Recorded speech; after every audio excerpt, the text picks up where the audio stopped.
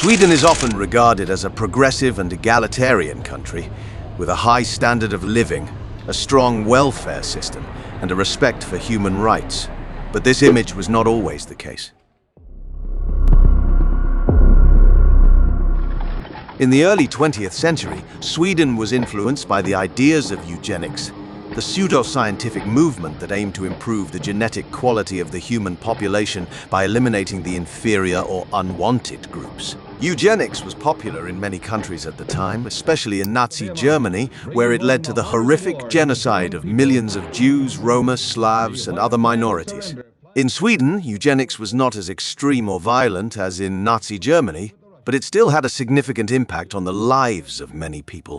In 1922, the State Institute of Racial Biology was founded in Uppsala, the first of its kind in the world. The institute conducted research on the physical and mental characteristics of different groups of Swedes and classified them into various categories based on their race, intelligence, health, and social behavior.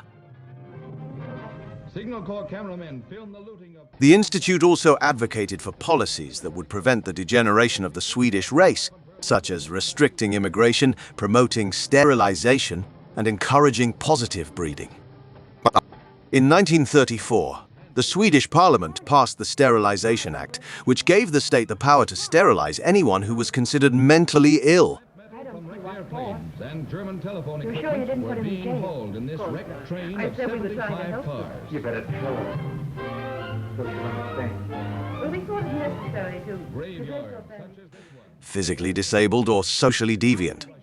The act was based on the assumption that these traits were hereditary and could be passed on to future generations, thus endangering the purity and quality of the Swedish nation. The act also allowed for voluntary sterilization, which was often coerced or manipulated by the authorities, especially for women who wanted to access abortion, contraception, or social benefits.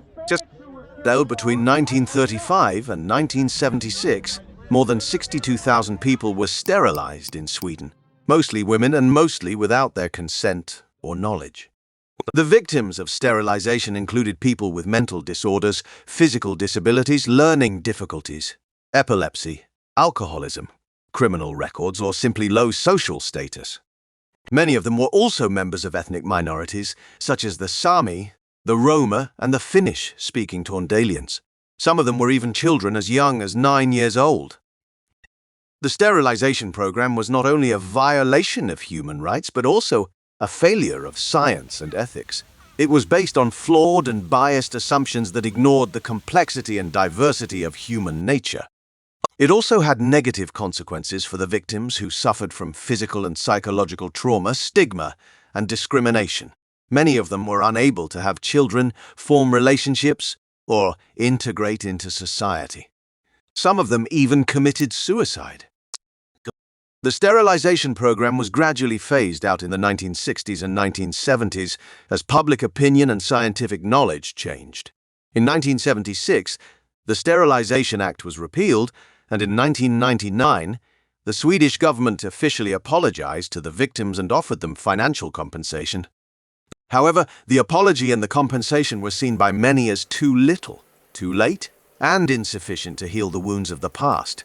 The sterilization program remains a dark and shameful chapter in Sweden's history, one that should not be forgotten or repeated. Thank you for watching Untold History Channel. If you liked this video, please subscribe, like, and share, and don't forget to comment below with your thoughts and questions. See you next time.